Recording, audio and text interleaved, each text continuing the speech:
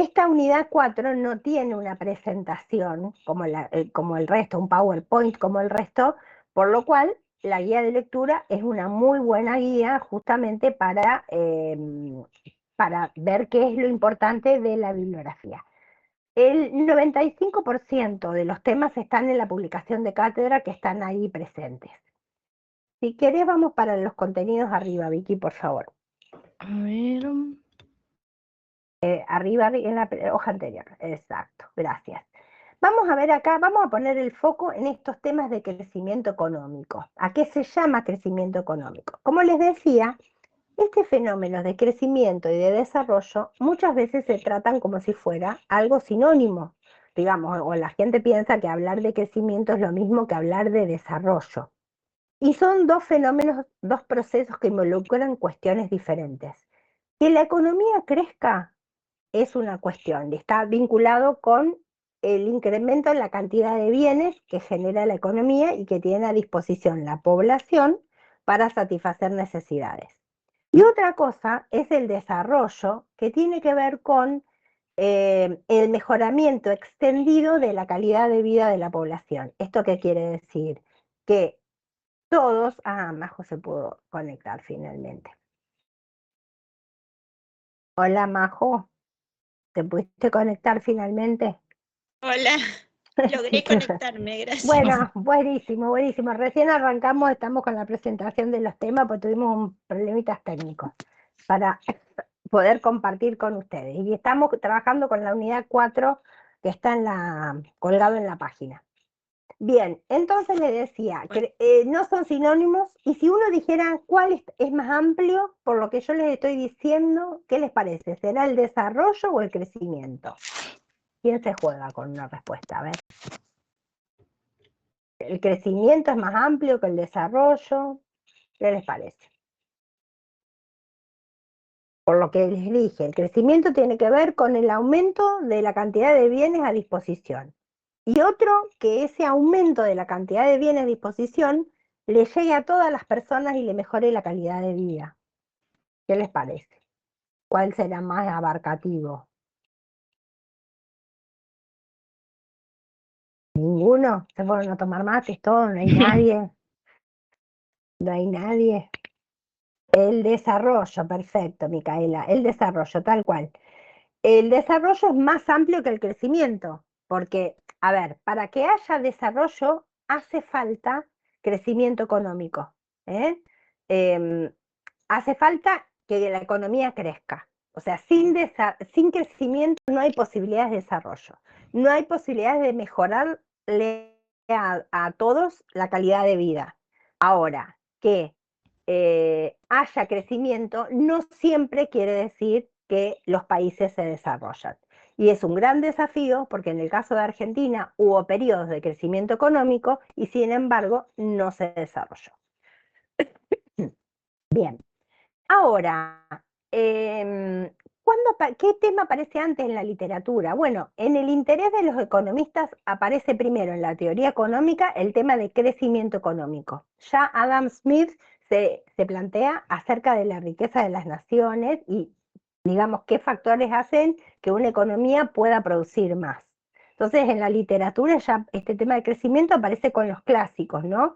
Y los economistas clásicos, neoclásicos y los posteriores han ido trabajando teorías sobre crecimiento económico, pero se han puesto de acuerdo sobre una serie de factores que hacen que una economía crezca en el largo plazo, no solo en un año el PBI, sino que esto crezca en el largo plazo. El tema del desarrollo económico aparece en la literatura muy posteriormente, digamos, como tema central de importancia para los economistas, en la década del 50 del siglo XX, o sea, a mediados del siglo XX. Fíjense todo el tiempo que pasa hasta que esto empieza a ser una temática que interesa a los economistas. ¿Y quiénes son los economistas que empiezan a preguntarse sobre esta problemática? Aquellos países donde no habían alcanzado los niveles de desarrollo de otros países. ¿Quiénes serían? ¿A quiénes se le ocurren? ¿Países de qué continente se pueden haber interesado por el problema del desarrollo? ¿Qué les parece? Habrán sido los americanos, los europeos, uno hubiera, o sea, sabiendo el nivel de vida y cómo vive la mayoría de la población, no viene por ahí el tema. Los europeos. Los europeos no, porque ellos justamente fueron de los países que lograron desarrollo porque pudieron mejorar la condición de vida de la población en términos de salud, educación, digamos, son países que han logrado objetivos que otros países no han logrado. ¿Cuáles son los que, digamos, Argentina, les parece que ha logrado el desarrollo con esto que yo les estoy diciendo? Que mejorar la condición de vida de toda la población, de que no haya pobreza, de que tengan las necesidades básicas satisfechas la mayoría de la población. ¿Qué les parece? No, obviamente que no, no, Argentina no, y son justamente los economistas latinoamericanos que empiezan a preguntarse sobre el tema del desarrollo, digamos, empiezan a cuestionarse por qué hay países que pueden crecer sostenidamente y pueden mejorar la calidad de vida de todos, nivel de educación, de salud, alargar la esperanza de vida, y otros países que eso no lo logran. Sobre todo porque no pueden sostener sus procesos de mejora en el tiempo, que es lo que le pasa a los países latinoamericanos, entre ellos incluyendo Argentina. Y son los economistas latinoamericanos con la escuela de la CEPAL, una de las primeras que plantea, por eso acá está como punto, digamos, porque es la que da puntapié en términos de teoría económica a cuestionarse sobre los problemas de los países desarrollados, más desarrollados y menos desarrollados, y analizar cuáles son esas características y plantear teorías explicativas de ese fenómeno. Y economistas argentinos como Raúl Previch pertenecen a esta escuela, Previch, y justamente, digamos, es un economista que además de ser un economista muy reconocido a nivel internacional, eh, pertenece a esta escuela. Bien, entonces, yendo al tema primero que aparece en la literatura económica, vamos a ver conceptualmente qué entendemos por crecimiento económico, que es este punto, concepto de crecimiento económico. Cuando nosotros ahí hablamos de crecimiento económico, los autores dan, o podemos encontrar distintas definiciones. Una tiene que ver con el aumento sostenido del nivel de actividad económica en un país. Aumento sostenido. Si estamos diciendo sostenido o a largo plazo, estamos pensando en un fenómeno que dura mucho, ¿no? O que dura una serie de años, no es un fenómeno puntual o coyuntural, sino que es un tema que se le da a lo largo del tiempo. Cuando nosotros queremos medir el nivel de actividad económica de todos los indicadores macro que nosotros vimos, fíjense, acá lo tienen, pero bueno, se refiere al PBI, o sea, el nivel de actividad económica por excelencia, el indicador que lo refleja es el Producto Bruto Interno. Entonces, ¿qué será el crecimiento económico? ¿Cómo varió ese Producto Bruto Interno a lo largo del tiempo? Es medir eso, es ver qué le pasó al producto a lo largo del tiempo. Y con respecto a eso, básicamente tiene que ver con la comparación del PBI en el periodo anterior. Vicky, si querés avanzar un poquito en la publicación. Dale. ¿Hasta dónde? Donde tenés está la fórmula de variación del producto. Después de la guía, la introducción, acá, esta hoja. Sí. Bien, ¿cómo se calcula? O sea, hablar del crecimiento económico o del crecimiento del producto es hablar de que el PBI creció un 3%, por ejemplo. O como tienen acá, la tasa de crecimiento del PBI real en el año 2021, el 10,4. ¿Qué quiere decir? Que si yo comparo el valor de los bienes finales del año 2021 menos el valor de los bienes finales del 2020, que es lo primero que tienen acá, no sé si se ve lo que estoy señalando, el PBI real y el PBI, si querés, a lo mejor a eso mostrarlo, Vicky, gracias. El PBI real del 2021 menos el PBI real del 2022, o sea, la diferencia del PBI entre un año y otro, dividido el PBI real del 2020, es decir, el PBI del año al que yo estoy haciendo la comparación, por 100 para que dé una tasa porcentual. Bien, si varió el 10,4, quiere decir, y esto lo ven en los números, que el Producto Bruto Interno del año 2021 alcanzó, esto seguro que está en miles de millones de dólares, 689,211 contra 624,225. Y dice PBI real. ¿Quién me puede decir qué quería decir PBI real? Lo vimos en la clase pasada, que me lo preguntaron aparte. Sí. Lo del año base. Majo, ¿te acordás que vos me lo preguntaste en la clase pasada? El PBI real, en realidad vos me preguntaste, fíjense, acá tienen PBI en millones de pesos a precios del 2004. ¿Qué quería decir esto? A los Que precios constantes constante. de ese año. Muy bien las dos, que también Micaela escribió ahí constante. Exacto, constante. ¿Y esto por qué necesitamos? Porque para comparar el precio, digamos, el valor del producto un año y otro, lo tengo que hacer en moneda homogénea, por el problema de la inflación. Entonces, eliminando el tema de los precios, quiere decir que los bienes disponibles en la economía crecieron un 10%. Bien. Bueno, acá le muestra la serie de lo que fue pasando con la economía. Abajo hay otro grafiquito, si querés avanzar un poquito, que es más fácil verlo en el gráfico. Esto. Fíjense, tasa de crecimiento del producto real, es importante esto, que es el PBI real a precios constantes, entre el 2011 y 2021. O sea, va comparando el PBI de cada año con respecto al anterior. Fíjense, un año 2011 crece, 2012 es negativo. ¿Qué quiere decir que es negativo? ¿Qué le habrá pasado al producto cuando yo lo comparo con el ejercicio anterior? Es menor al del año anterior.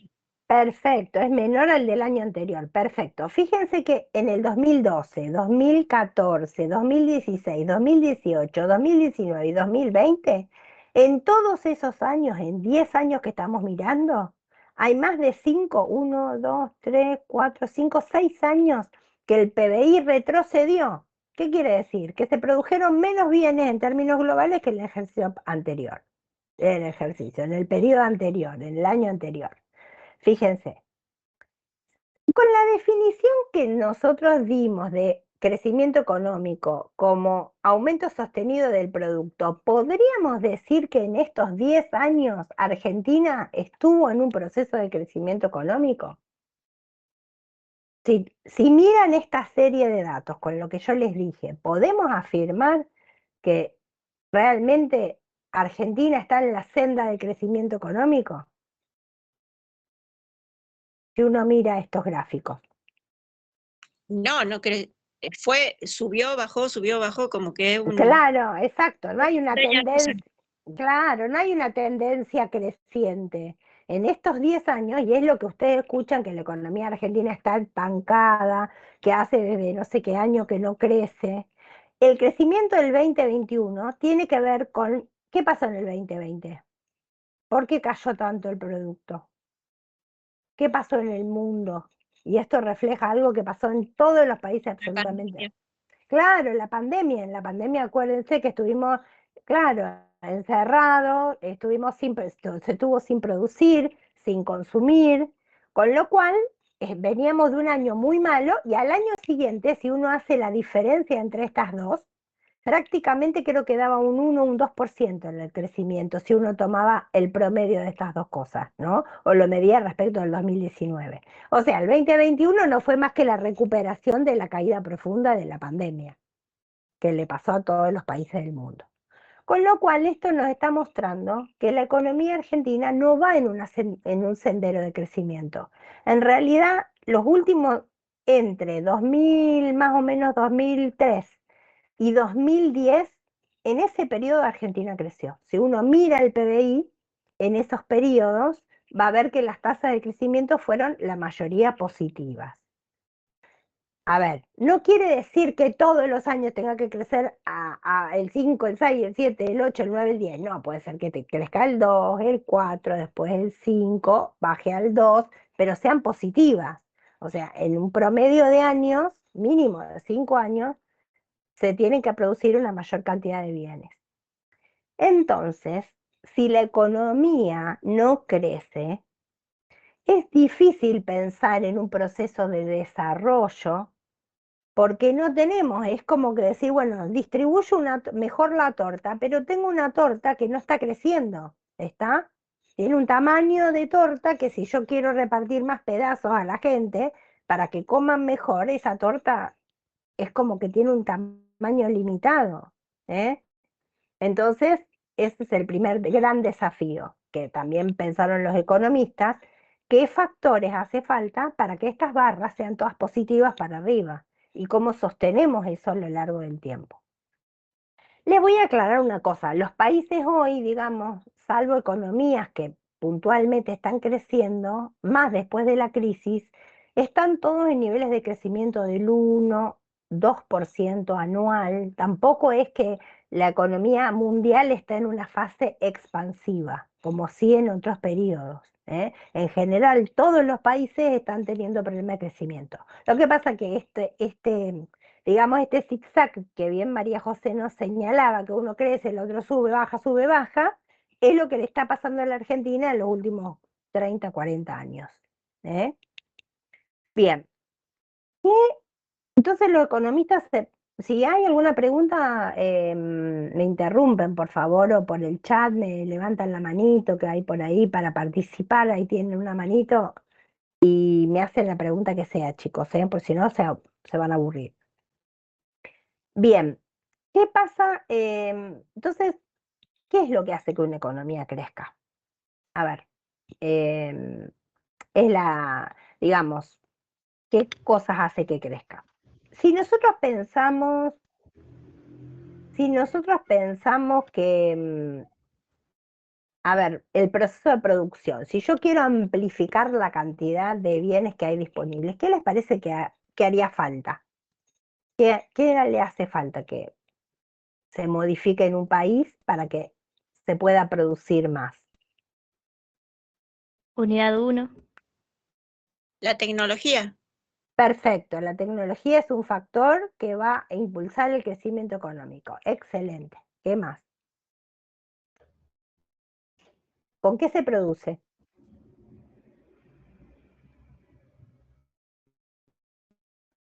Y el resto de los factores, la tierra, la Exacto, mano de obra.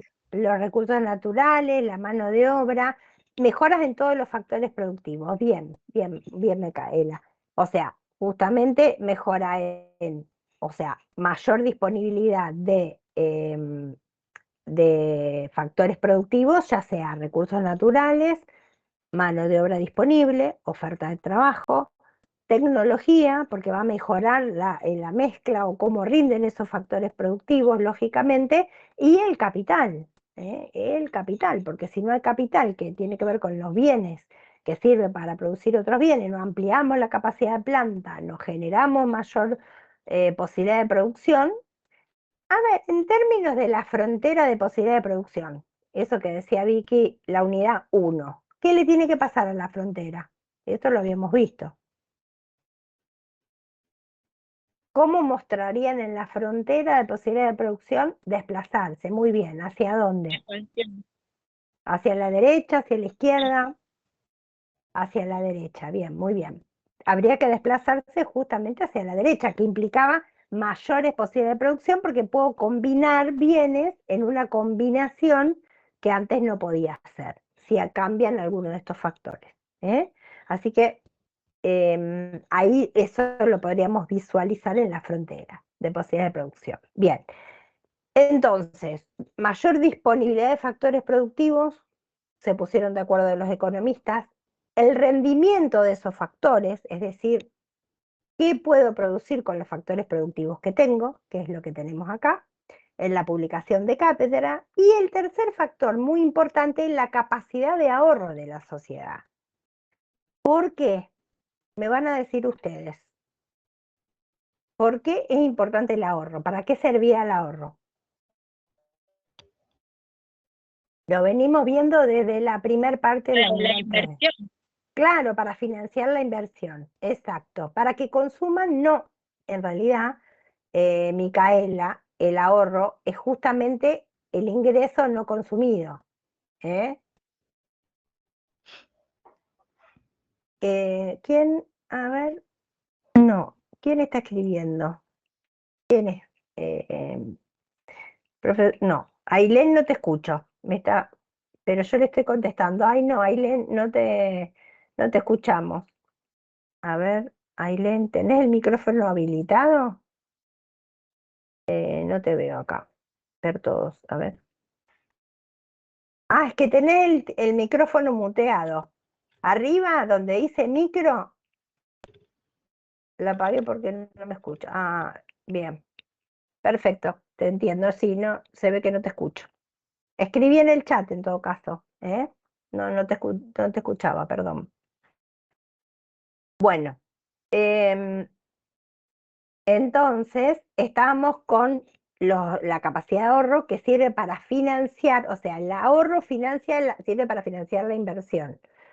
El ahorro es ingreso no consumido, ¿eh? El ahorro sirve para financiar la inversión. Si no tenemos ahorro, no hay con qué financiar esa inversión. O sea, ya sea ahorro interno o ahorro externo, pero sí o sí tiene que haber capacidad de ahorro disponible, si no una economía no crece. En una economía con inflación, donde el incentivo es a consumir porque la gente no ahorraba, porque ¿qué le pasaba a ese ahorro? Que no, si la gente guardaba su ingreso y no lo consumía, ¿qué pasa en un proceso inflacionario? ¿Qué función no cumplía el dinero? Y entonces no generaba ahorro. Servía para mantener, claro, pierde valor, exactamente, no mantiene su valor, con lo cual es un desincentivo para el ahorro. Entonces, fíjense cómo la economía también, con sus problemas de inflación, también están generando, son uno de los motivos por los cuales no hay crecimiento económico. No hay incentivos para ahorrar ni invertir en una economía tan compleja con tantos índices de inflación. Entonces, una de las primeras cosas es que en un proceso inflacionario agudo no se invierte, no se ahorra ni se invierte, con lo cual no se crece. ¿Está? Bien, estos tres factores que estamos nombrando acá son los factores que los economistas más medianamente se pusieron de acuerdo y son factores de tipo económicos. Después hay toda una modelización de esto con modelos más o menos complejos desde el punto de vista matemático para expresar esto, pero bueno, básicamente conceptualmente esta es la idea que subyace, lo que pasa es que después lo explicitan en modelos con funciones matemáticas.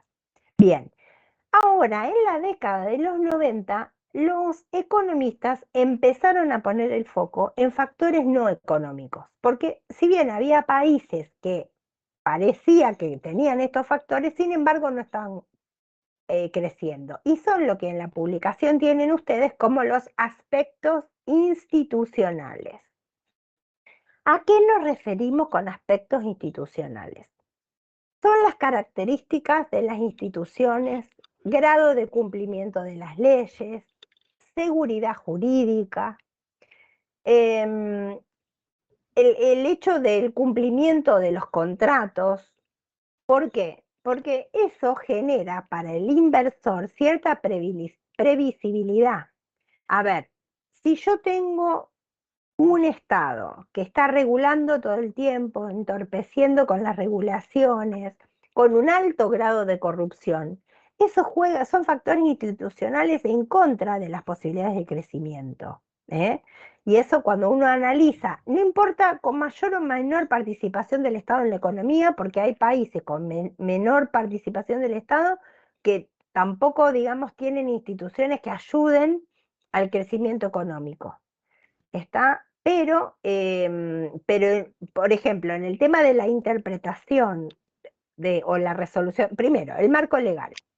Un país puede tener marco legal, una ley, pero esa ley no se aplica y si la gente no la cumple no pasa nada.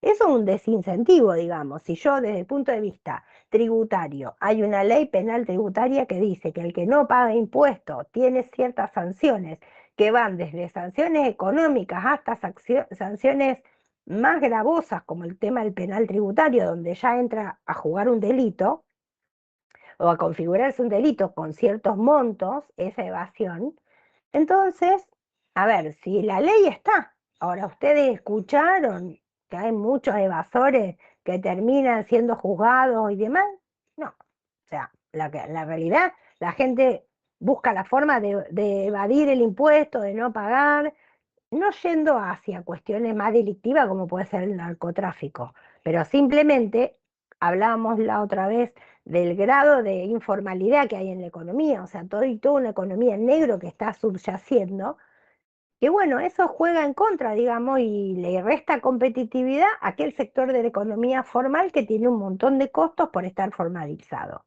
Bueno, todas esas reglas de juego que se cumplen o no se cumplen, como por ejemplo puede ser el caso de Argentina, juegan en contra de las posibilidades de crecimiento y desarrollo económico. Son factores no económicos, pero que juegan.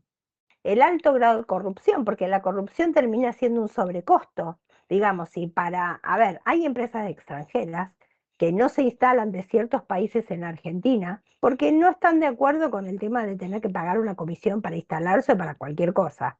Entonces, ya como política, digamos, de su código de ética, no se instalan.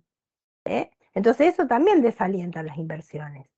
¿Está? O saben que eso le genera un sobrecosto en la operatoria de decir, no sé, un 20%, como pasa hoy para que le liberen las importaciones. Hay veces que, digamos, se liberan si a alguien de alguna manera lo favorecen y lo ponen antes de la fila, figurativamente, digamos, o le dan no sé, un beneficio o le habilitan la importación porque es amigo de tal y siempre hay una devolución de eso. Entonces, bueno, digamos, son todos factores no económicos del orden institucional, de la calidad de las instituciones, que hacen que jueguen contra de las posibilidades de crecimiento.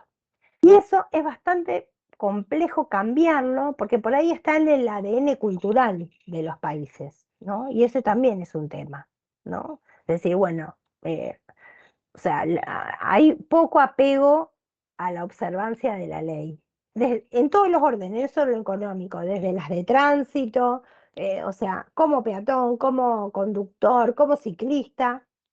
A ver, no sé, vos vi que andás en bicicleta, no quiero decir, si vos pasás el semáforo en rojo, pero no en En moto, bici lo andás paso en rojo, ¿no? en rojo, bueno, muy mal hecho. En moto no, Porque, que no, y conste. las motos que pasan como que el semáforo no es Sí, problema de ellos. yo No parezco una sé, tonta. Me pasan todas no, las motos por al lado y yo y ahí con la sí, motita en el bueno, semáforo, pero parezco la una tonta. realidad, claro, no es tonta, te resguardás la vida, porque te Sí, obvio, pasa, pero ¿cuántas viste, vos que veces? te quedás ahí Claro, parado y decís, bueno, pero sí, parece claro, que están tal bien ellos cual. y yo mal.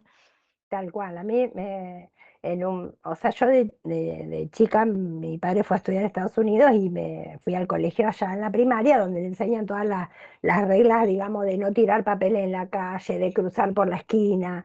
Y yo me acuerdo que años, todavía lo hago ahora, no puedo tirar un papel en la calle, porque es como No, que, no, no, yo tampoco.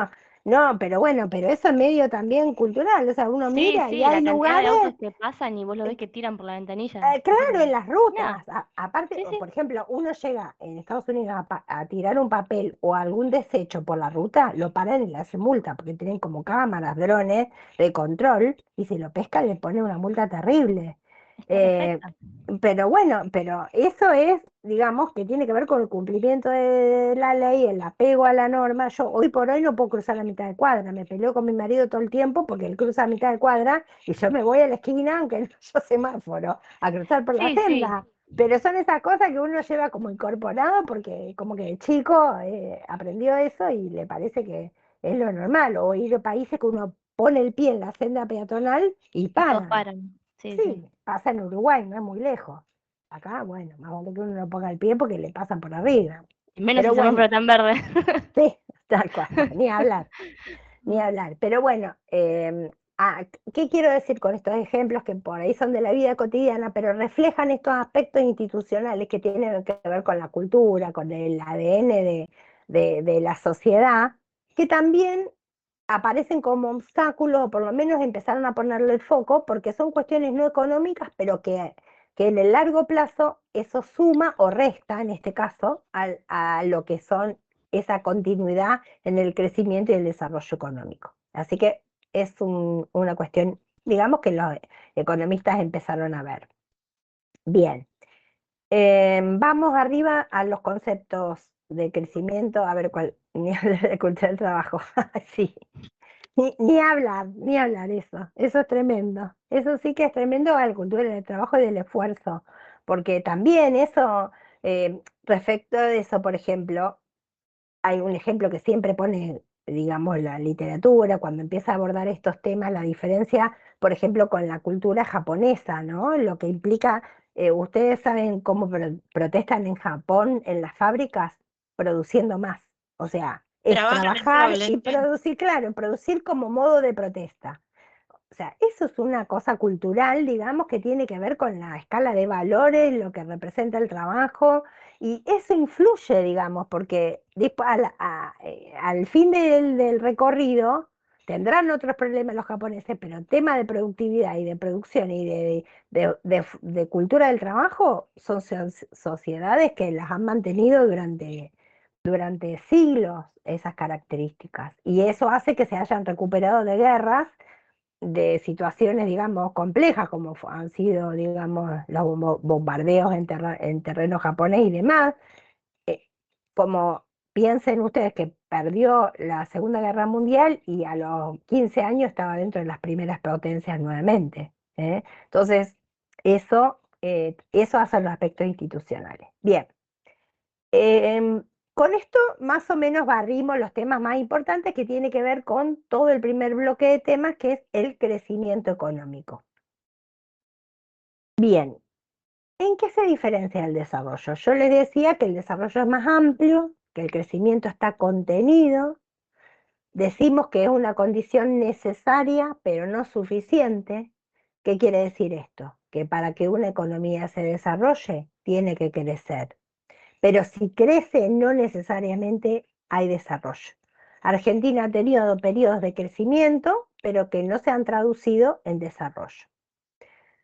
Medir esto es más complejo, porque cuando hablamos de mejora extendida de la calidad de vida, nosotros decimos, bueno, mejora la calidad de vida. ¿Qué aspectos estarían involucrados en calidad de vida?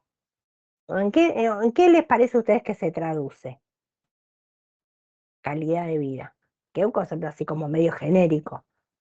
¿Cómo nos damos cuenta que ustedes dirían que en Noruega hay mejor calidad de vida que en México o en Brasil, por buscar algo más cercano? Noruega, Suecia. Y todo lo que tiene que ver con la salud, el trabajo, el medio ambiente, un montón de Salud, cosas. el trabajo, bien. ¿Qué otra cosa asociada con, y que es muy importante, que tiene que ver con las posibilidades de trabajo? La educación. Exacto, la educación. Salud y educación como dos pilares, digamos, básicos. ¿Y eso qué implica? El acceso a una salud que sea una salud preventiva y que tenga acceso a servicios de salud cuando las personas están enfermas, lógicamente, pero también acceso a educación.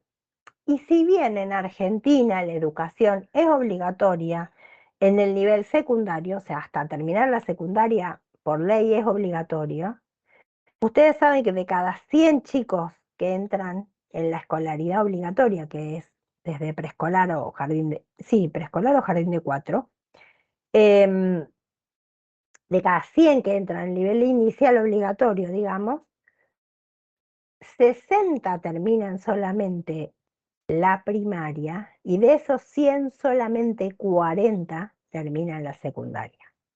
Donde si nosotros miramos por nivel socioeducativo, esos 40 son muy distintos en niveles medios altos de ingreso que en hogares de ingresos medios bajos.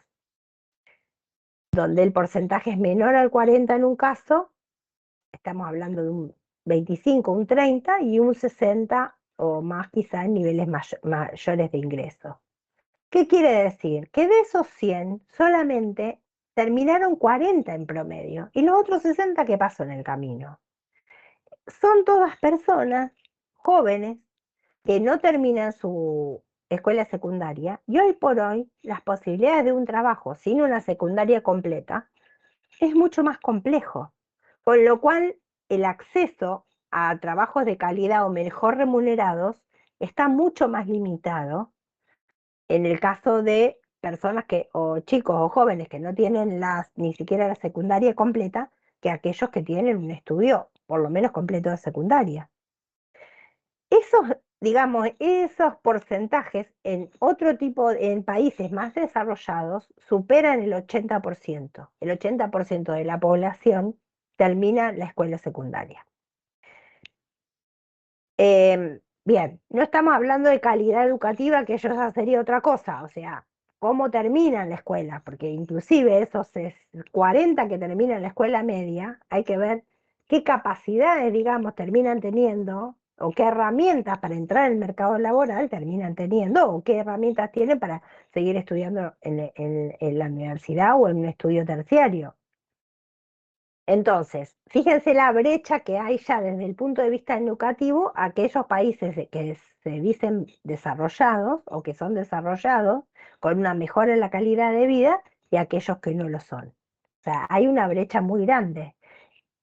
La misma brecha que hay si uno mide el indicador de nivel educativo en Capital Federal y lo mide en Chaco, Jujuy, ¿está? En otras provincias donde el acceso a la educación está más limitado. Tampoco, y por eso no entremos a jugar en la calidad, porque ustedes saben que en todo el sistema educativo hay digamos, un mensaje de no a la repitencia, porque como eso es estigmatizante y demás, y la realidad que en la secundaria van pasando de un año al otro sin tener los saberes mínimos adquiridos. Entonces, digamos, desde el punto de vista de cómo se transforma o cómo se genera mejores condiciones de vida, la educación es una cuestión fundamental que deben resolver los países, porque si no trabajan sobre eso, no hay posibilidades de mejorar las condiciones de vida. Es muy difícil generar otras condiciones en un contexto donde más de la mitad de la población no tiene la escuela secundaria el mínimo, o sea, menos de la mitad de la población tiene acceso a terminar una escuela secundaria. Son, digamos, indicadores muy fuertes porque limitan las posibilidades de cambio, ¿no? En el largo plazo, en el mediano y largo plazo. Y eso es una cuestión súper fundamental, súper fundamental. Entonces, son cuestiones de largo plazo que, digamos, Argentina lo tiene que adoptar como una política de Estado, digamos, independientemente de quién sea el gobierno de turno. En realidad, si no se trabaja sobre eso, es muy difícil revertir ciertas cuestiones, ¿no? También, digamos, no necesariamente porque haya que hacer una carrera de 5 años. Hoy por hoy hay cursos cortos digamos, de diplomatura, donde se trabajan se exploran otras habilidades, pero bueno, mínimamente uno para hacerse especialista en algo tiene que tener una capacitación, 1 mes, 6 meses, 2 años. Comprender texto mínimo. Claro, o sea, tiene que poder leer de corrido, entender lo que está estudiando, poder repetir, retener un concepto y relacionar. O sea, tener un pensamiento lógico, digamos, desarrollado. Sí, Y y bueno, también que no fuimos siempre así, digamos. Hemos tenido épocas con mejores indicadores. En los claro, últimos años han ido exacto, cayendo. han ido cayendo. Y ni hablar, Ujú. como repito, de la calidad. Ustedes habrán escuchado que hay unas pruebas internacionales PISA que se Uy, llaman, sí, que se hacen sobre los contenidos de lengua y matemática y son sí. deplorables Desastrosas, realmente, sí. muy malos los resultados que se obtienen. Chicos, yo tengo mi nieta, tiene 10 años, en realidad es la nieta de mi marido, tiene 10 años, ella excelente alumna, pero tiene compañeritos en 4º grado que no saben leer. O sea, antes Sí, uno en sí. 4º grado no puede ser que no supiera leer. Pero Yo bueno, lo fíjate, veo, yo lo veo de, también y sí, son así. de un colegio privado, no estoy hablando de un Sí. colegio, digamos, marginal, donde los padres no pueden dedicarse, donde vienen de un Sí, que no lo puedes ayudar a contexto hacer la tarea o social lo que sea. complejo, obviamente, no estamos hablando de hogares que tienen todo resuelto y que sin embargo los chicos por distintos motivos llegaron a 4º grado sin saber leer. Yo creo que Esta, muchos los mató la pandemia también, sí, a sí, muchos obvio, chicos. sí, Pero bueno, pasó. igual no es justificativo para lo que sucedió en los años siguientes, ¿no? De alguna manera hay que resolver, digamos, se tiene que resolver, así que imagínense. Bueno, no sé si comparten estas cuestiones, pero bueno, creo que, digamos, toda esta unidad permite la reflexión sobre temas que a veces se toman como muy ligeros, digamos, y que la teoría económica los estudia, porque, digamos, son cuestiones complejas y que decisivas respecto de la calidad de vida de la población.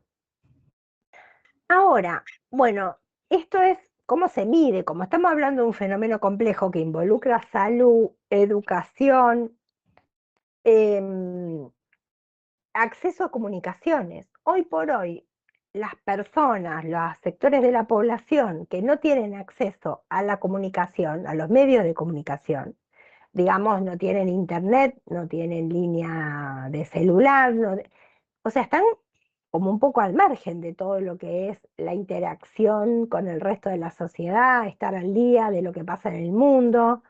Entonces el acceso a la comunicación hoy aparece como un factor importante. O sea, ¿qué proporción de la población tiene acceso a Internet en su hogar, por ejemplo? ¿No? Incluso ni siquiera es por ahí una cuestión de dinero, de decir lo puedo pagar o no. A veces estás en algún barrio medio alejado, Sí, ni siquiera te lo traen al internet. claro, exactamente. No hay infraestructura Ujú. que haga que tenga acceso a algo tan importante que pasó en la pandemia. La realidad es que no se podía obligar a los chicos de la escuela en ciertos barrios el hecho de la virtualidad.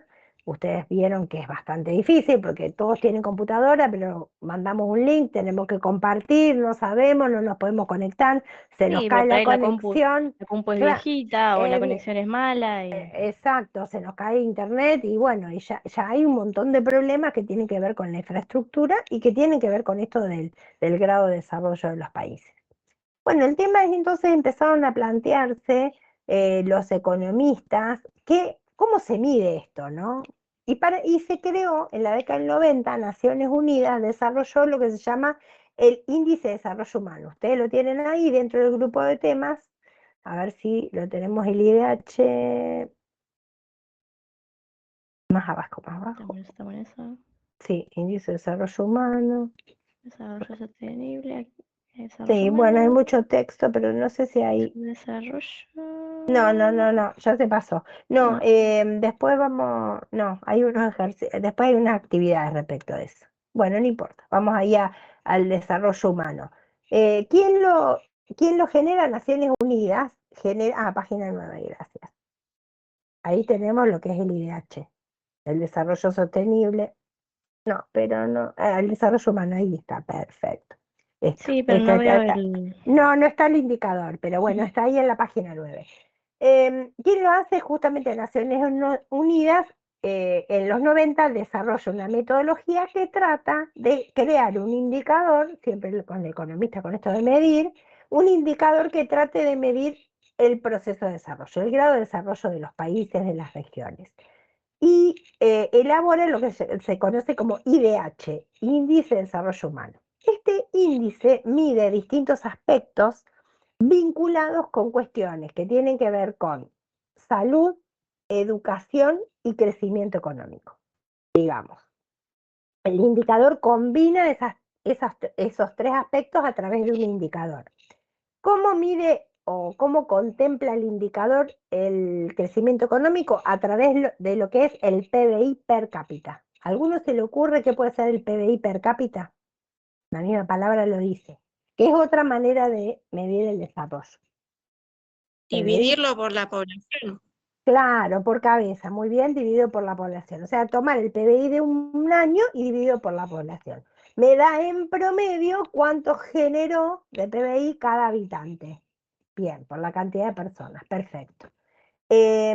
Entonces, según cómo va variando el PBI per cápita, no, o sea, si el PBI per cápita va aumentando, quiere decir que la economía está creciendo. Si yo tomo todos los bienes finales producidos, divido en la población, y eso aumenta, quiere decir que va aumentando más que la población, va creciendo más que la población. La economía está creciendo. Otro aspecto que contempla es el de la salud. En salud hay un montón de indicadores que te reflejan el estado de salud de la población. Pero hay uno bastante simple que un poco es el reflejo de las condiciones de salud, que es la esperanza de vida al nacer. ¿Ustedes saben, alguno sabe qué es la esperanza de vida al nacer? Esperanza de vida al nacer. ¿Cuántos años va a vivir?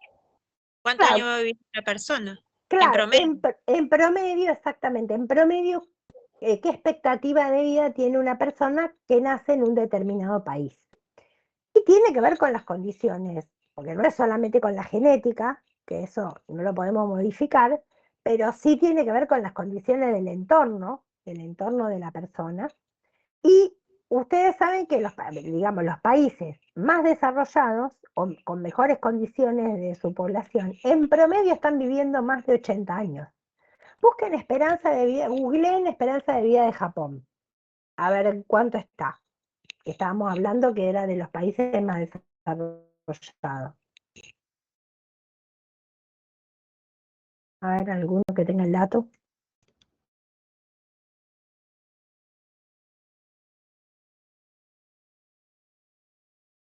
Ahí con el celu si lo tienen. Esperanza de vida de Japón. Esperanza de vida.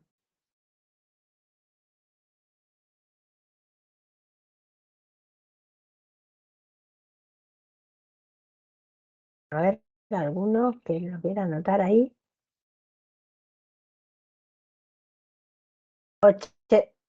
84 años, como 56.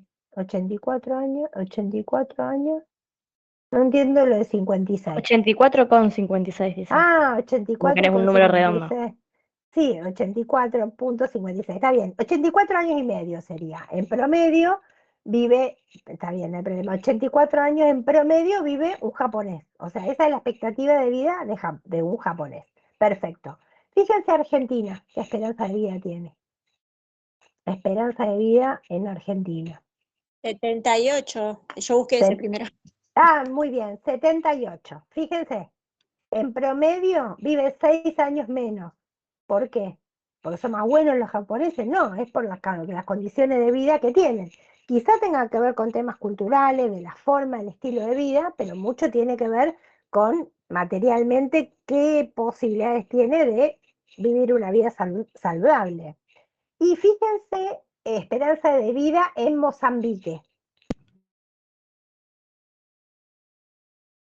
A ver, Mozambique o algún país de África, que no sea Sudáfrica, porque ahí debe ser un poquito más.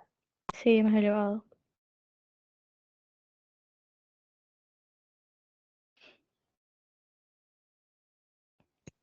Ah, otra vez en árabe, sí. 49, fíjense, 49 años, chicos. Fíjense, un japonés vive casi 90 y uno de un país africano pobre 49. O sea, son 40 años de diferencia. ¿En Media dónde dónde están esos 40 años de diferencia? En la calidad de vida, en el acceso a la salud, la educación también, porque la educación está asociado, la educación de la madre está asociado con la tasa de mortalidad infantil. Las mamás que no tienen la primaria completa, que están en un contexto seguramente social más adverso, sus hijos tienen una esperanza de vida, tienen una tasa de mortalidad infantil más alta. ¿Qué quiere decir? Que tienen más probabilidad de tener hijos que fallecen antes del año de vida con respecto a otros que tienen la mamá con un nivel educativo mayor. ¿Y esto por qué es? Porque una mamá que tiene un mayor nivel educativo entiende la necesidad de vacunar, de tener acceso a agua potable, de condiciones de higiene, digamos, que hacen que un bebé pueda sobrevivir. ¿Eh? De la lactancia materna, de la importancia de no consumir sustancias, no consumir alcohol, digamos, un montón de cosas que hacen a las posibilidades de sobrevida. Entonces, fíjense cómo digamos, esta cuestión, que es la cantidad en promedio de años que puede vivir una persona, cómo está reflejando las condiciones de desarrollo de un país. Por eso es un indicador primario del nivel de salud de la población. Bien, dijimos salud, Y el tercer aspecto que mide el IDH en su aspecto más simple, digamos, de medir, porque después está el IDH ampliado que contempla algunas otras variables, es lo que se refiere a la tasa de matriculación primaria, secundaria y terciaria. Es decir, ¿qué matriculación? Estamos hablando de cantidad de chicos que se inscriben y acceden a los distintos niveles educativos. Y eso obviamente que tiene un correlato en el nivel educativo porque cuanto menor es la proporción de la población que accede a la educación secundaria obligatoria, menor posibilidad de un trabajo que tenga una mejor remuneración, una calidad de trabajo mejor y una mejor remuneración. Y esa mejor remuneración supone que le va a permitir cubrir aspectos, digamos, que tienen que ver con acceso a salud. Obviamente no todo depende de las posibilidades particulares o privadas de acceso a la salud y la educación, porque en nuestro país, gracias a digamos, derechos y logros que se fueron gestando en décadas, hay salud pública, hay educación pública y eso permite que las personas que no tengan recursos, digamos, para pagar esos servicios, accedan a salud y educación que le permita cubrir las demandas de estas cuestiones, ¿no es cierto? O sea, también es complementario de todo este acceso a mejora en la calidad de vida que hace el Estado o qué tipo de servicios brinda el Estado. Pero ya les digo, el rol del Estado no juega tanto porque, a ver, en países como Noruega, Finlandia, hay una alta intervención del Estado y los niveles, inclusive hay ensayos económicos que exploraban esta cuestión de si el grado de desarrollo de los países estaba vinculado necesariamente con un rol del Estado. Y bueno, las conclusiones de esos tipos de trabajo eran que más era una cuestión de la forma de las instituciones, porque les decía, países como Noruega, Suecia, Finlandia tienen una alta intervención del Estado, muchos de esos son gobiernos de tipo socialista, digamos, donde el Estado tiene un alto nivel digamos, de la población, un alto nivel de tributación. Sin embargo, digamos, los servicios que prestan o que son provistos por el Estado son de una calidad tal que permite a la población tener cubierto muchas necesidades. Y otros países donde a lo mejor la intervención del Estado es menor, sin embargo, las propias condiciones hacen que la población tenga acceso a través del mercado a esos servicios. O sea, no eran concluyentes los estudios respecto de si necesariamente la intervención del Estado era negativo en términos de desarrollo económico. Hay trabajos interesantes del tema que por ahí lo muestran, digamos, como que no hay una conclusión al respecto y tiene más que ver con el tipo de instituciones, ¿no? Con la calidad de esas instituciones o con la calidad de la intervención del Estado, ¿no? Es decir, qué tipo de intervención o qué tipo de instituciones tienen esos países. Bien, bueno, así como hay un desarrollo, hay un subdesarrollo y uno puede hablar de cuáles son las características de los países menos desarrollados. Y uno ahí puede ver una serie de indicadores. A ver, Vicky, si más abajo están listados, no me acuerdo si estaban listados ahí como para repasarlo. Ah, bueno, sí, ahí, pero arriba sí, ahí dice, vamos a ir repasando acá, 1, 2, 3, claro. Se caracteriza, fíjense, las naciones menos desarrolladas, o algunos autores según las teorías hablan de en vías de desarrollo, dice que se caracterizan por una reducida productividad de los factores, y bajo ingreso por habitante. ¿Qué quiere decir baja productividad? Que los factores productivos, cuando uno relaciona factor productivo con lo que genera de producción, estos son, digamos, son de bajo rendimiento. Bien, población sin aptitudes adecuadas para impulsar la vida económica como consecuencia del analfabetismo, sin llegar al extremo del analfabetismo, porque hoy no podemos hablar de que hoy hay un porcentaje grande de la población que no sabe leer ni escribir. Pero hoy por hoy, leer y escribir es como, o sea, que sepa leer y escribir no garantiza que alguien tenga acceso a un buen trabajo. Digamos, hoy se necesita más capacitación que solamente saber leer y escribir. Entonces, digamos, la población se caracteriza por falta de capacitación, lo que decíamos, esto de no tener acceso una gran proporción a la escuela o la escolaridad obligatoria completa,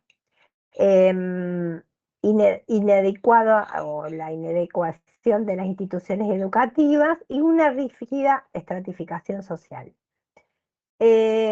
Condiciones de vida para una gran parte de la población muy deterioradas, valores inadecuados y muchos indicadores, esto que decíamos, baja esperanza de vida, bajo nivel educativo, bajo ingreso per cápita, todo eso contribuye a que hablemos de características de los países subdesarrollados.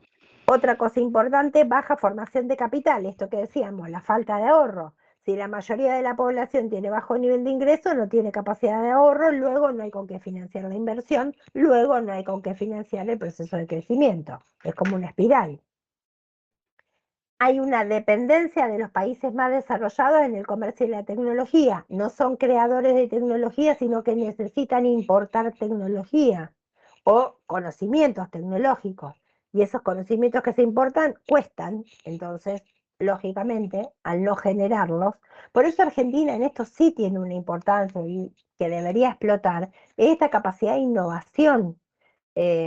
Todo lo que a nivel científico de instituciones como entidades como el CONICET y de la vinculación público-privada, todos estos nuevos, digamos, conocimientos o aplicaciones de conocimientos para mejorar procesos productivos que hacen a la diferencia. Digamos, en su momento los países que generaron avances tecnológicos fueron los que tenían la delantera en términos de crecimiento económico.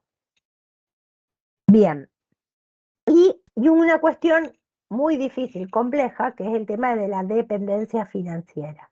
Como no hay capacidad de ahorro interno, se depende del ahorro del resto del mundo. Se depende de los capitales que vienen del resto del mundo. Estos capitales están movidos por la rentabilidad. A ver, yo no voy a ir a invertir, si tengo dinero y soy inversor, a un país en que no pienso que no me van a devolver el dinero, pienso de que no voy a poder sacar las utilidades y digamos, y van buscando esas posibilidades de inversión dentro de la zona de los países que por distintos motivos van teniendo rendimientos más atractivos. Es así, así funciona el mercado financiero y, digamos, y el hecho de no tener un mercado o un ahorro propio nos hace dependientes de la lógica de ese mercado internacional.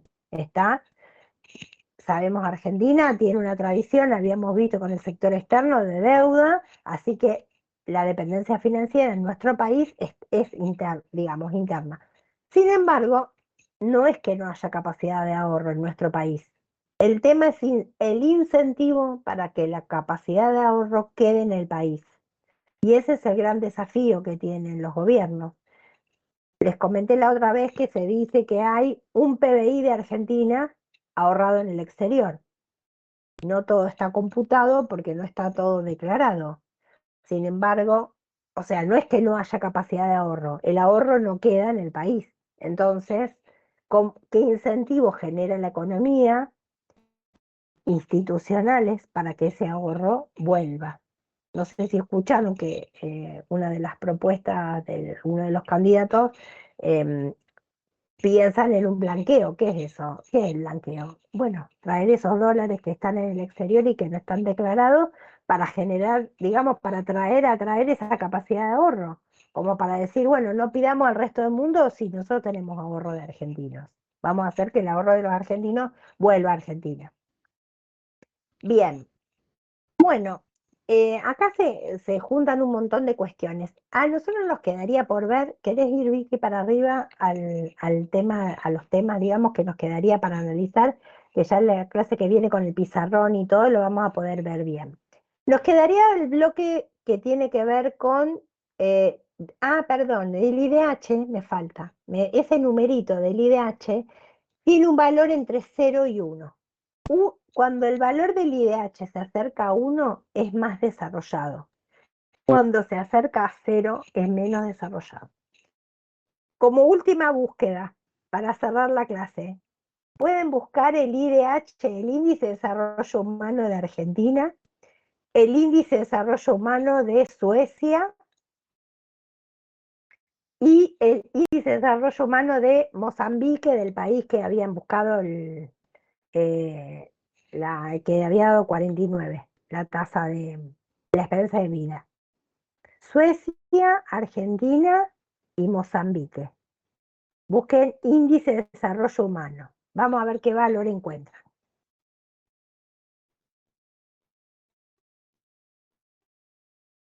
Alguno que lo encuentre lo escribe.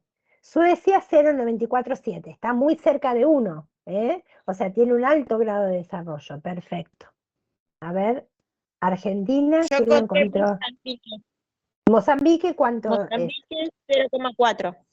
0,4, fíjense, o sea, está más cerca del 0 que del 1, con lo cual el grado de desarrollo es muy menor. Y Argentina, fíjense, 0,84. Bien. Bueno, ustedes me van a decir 0,84. Son indicadores promedios, pero fíjense que no estamos tan mal en el concierto de países, ¿no? La realidad es que Argentina perdió, digamos, posiciones del IDH con respecto a otros países de América Latina que estaban muy rezagados. Es decir, por ejemplo, Brasil tenía una IDH que en un momento era 0,65 y estaba como muy lejos de Argentina y ahora ha ido creciendo. Está bueno por Brasil, sí, buenísimo, pero es como que Argentina no ha ido mejorando en la misma proporción. Está, pero bueno, está más cerca del 1 que del 0, obviamente, y está muy lejos de Mozambique. Esto, chicos, es un indicador promedio con todos los problemas que tiene un indicador promedio. No es que, y acá va a jugar lo que vamos a ver la clase el lunes en clase, sobre el tema de distribución del ingreso.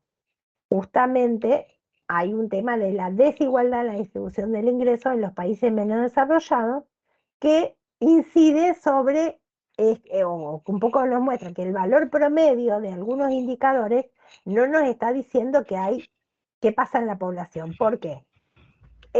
Si yo tengo el 30% de la población que vive en Capital y en el Gran Buenos Aires, con un IDH de un 0,90, y después tengo el otro 40% de la población que vive en otras provincias que llega al 0,60, en promedio a lo mejor, o 0,70, llego a 0,80, pero tengo un montón de bolsones de población que están lejos de ese indicador. Y es otro de los problemas de los países menos desarrollados, esta desigualdad en la distribución del ingreso. Justamente lo que vamos a ver la clase que viene es cómo se mide la distribución del ingreso. Y vamos a ver el tema de inflación, porque de estos temas que faltan, a lo mejor vemos algo de pobreza e inflación, cómo se miden esas cuestiones. Bueno, chicos, dejamos por hoy, me parece que por lo menos ya avanzamos. Esto es leer la bibliografía, ver la guía de preguntas e ir marcando los temas importantes dentro de la publicación de cátedra. Con eso van a poder resolver lo que se les pregunte. Tenemos actividades, así que los que no tengan el material, chequen por favor, o lo que los tienen, que sea el que hay en la página. Vamos a trabajar la clase que viene con distribución del ingreso y las actividades estas, como para cerrar esta unidad. ¿Estamos? Bueno, Vicky, gracias por el No, de nada. por el aporte de compartir. Y bueno, chicos, gracias a ustedes por conectarse y disculpen el cambio de horario y espero que les haya servido la clase. Bueno, Hasta luego. nos vemos. Chao, gracias Vicky. Chau, Chao, chau. chicos. Chao, nos Nos vemos vemos, el profe. lunes. Chau. Traten de ir. Chao, chao.